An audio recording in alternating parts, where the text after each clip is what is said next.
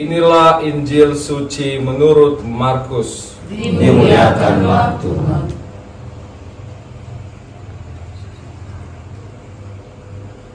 Lalu ia berkata kepada mereka, "Pergilah ke seluruh dunia, beritakanlah Injil kepada segala makhluk. Siapa yang percaya dan dibaptis akan diselamatkan.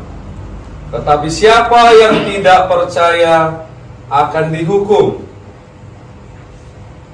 Tanda-tanda ini akan menyertai orang-orang yang percaya. Mereka akan mengusir setan-setan demi namaku. Mereka akan berbicara dalam bahasa-bahasa yang baru bagi mereka.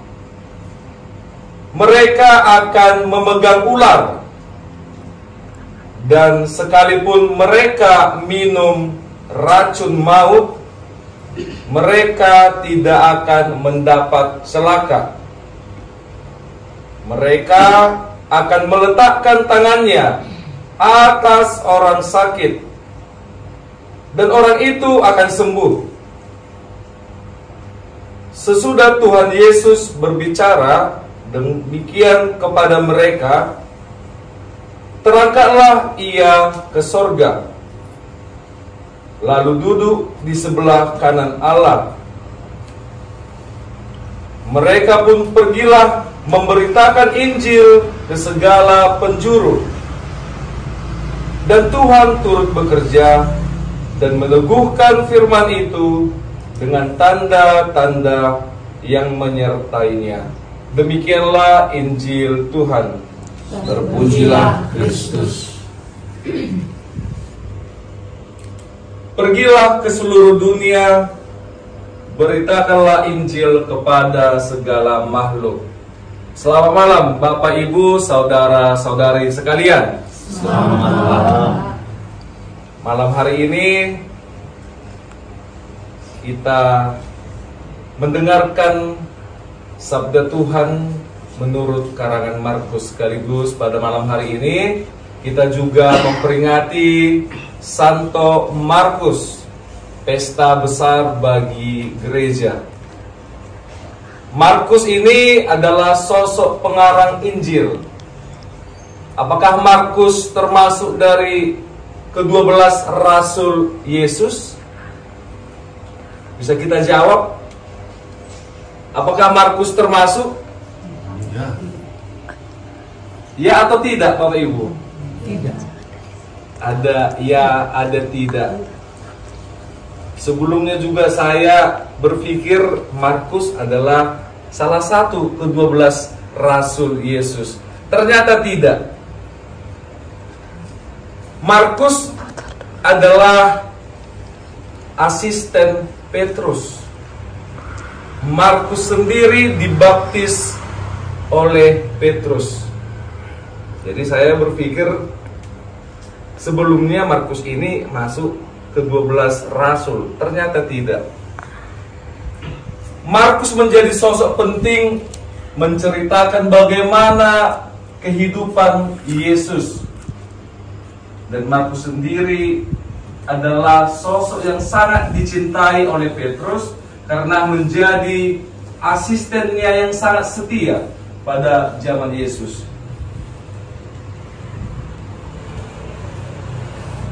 Tugas pewartaan, atau sering juga kita dengar dengan istilah kerigma, menjadi tugas untuk seluruh umat manusia yang percaya kepada Kristus. Tidak ada batasan ya Bapak Ibu untuk pewartaan ini. Tidak hanya bagi seorang imam, suster, frater atau petugas-petugas gereja yang sudah ditunjuk, atau para misionaris yang sudah berangkat mungkin ke seluruh dunia. Tugas pewartaan di sini artinya bahwa masing-masing kita menjadi pewarta. Pewarta ini mungkin kita langsung berpikir tinggi, maksudnya bagaimana ini? Maksudnya saya berkhotbahnya atau saya harus ikut dalam Legio Maria kah? Atau saya harus ikut dalam anggota Padus kah? Atau saya harus ikut dalam petugas gereja tiap minggunya? Mungkin kita berpikir demikian. Wujud pewartaan nyata bagi kita adalah bagaimana kita bertindak atas diri kita dan atas orang lain. Mungkin kemarin ketika masa Prapaskah, ada juga kemarin poster kita, ada sangkut pautnya juga Bapak Ibu, saudara sekalian. Di dalam poster itu bagaimana kita melihat hidup menggereja, bersosialisasi dengan lingkungan, bersosialisasi dengan orang di sekitar kita. Wujud pewartaan itu sudah jelas, sudah kita ketahui. Siapa yang percaya dan dibaptis akan diselamatkan, tetapi yang tidak percaya akan dihukum. 100% mungkin seluruh kita yang hadir di sini sudah dibaptis ketika kita masih bayi atau ketika masih sekolah minggu, ya tergantung mungkin di kampung kita masing-masing. Artinya kita sudah diangkat oleh Yesus sendiri menjadi anaknya. Dan kita juga pasti percaya bahwa Yesus itu ada.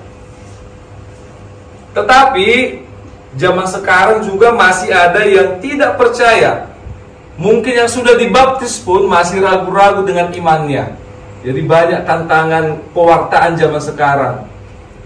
Tidak usah muluk-muluk berpikir bahwa hal besar itu saya harus bisa jadi pengurus lingkungan tahun depan, atau saya harus bisa petugas gereja. Mungkin kita mulai dari hal kecil. Bagi Bapak Ibu yang berkeluarga, yang sudah punya anak, punya suami, punya istri, lingkungan kita yang kecil ini, pewartaan kita kepada orang sekitar kita, mungkin kita mulai dari situ. Kemudian melangkah ke lingkungan masyarakat, arisan, perkumpulan marga. Kemudian beranjak lagi ke lebih luas, mulai aktif dalam hidup menggereja, di dalam gereja. Kemudian lebih meningkat lagi ke arah yang lebih baik lagi, ke jenjang yang lebih luas lagi.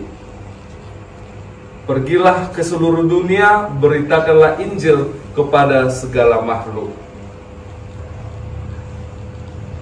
Jadi Bapak Ibu, mungkin memang di zaman sekarang cukup mudah mengakses banyak teknologi bagaimana kita untuk menyebarkan Injil. Tidak harus mengutip secara bulat Injil itu. Ada orang yang bermasalah, mungkin kita bisa ngasih masukan. Ada teman kita yang mungkin tanda kutip sedikit tidak baik, bisa kita ingatkan. Kami sebagai pendidik kepada peserta didik mungkin bisa lebih sedikit menahan tutur kata ini dengan tingkah anak-anak. Di instansi lainnya, mungkin dengan orang yang berbeda agama, juga kita menunjukkan bahwa kita sebagai pengikut Yesus adalah sosok pewarta di masyarakat. Amin.